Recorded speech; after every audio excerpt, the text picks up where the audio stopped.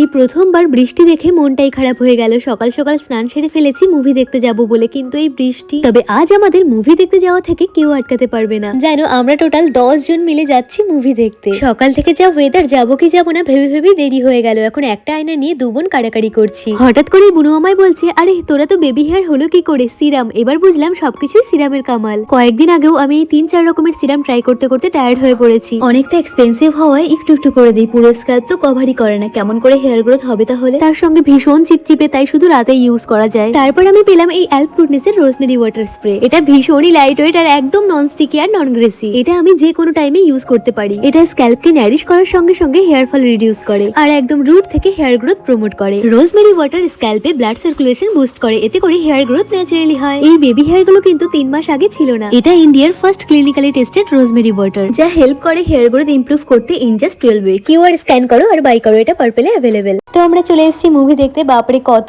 দিন পর যে হলে এলাম, আর দেখো কত ভিড়। আর আমরা কোন মুভি দেখতে এসেছি তোমরা কমেন্ট করে জানিও। মুভিটা কিন্তু বেশ ভালো লেগেছে। দেখা হচ্ছে আবার নেক্সট ব্লগে। টাটা।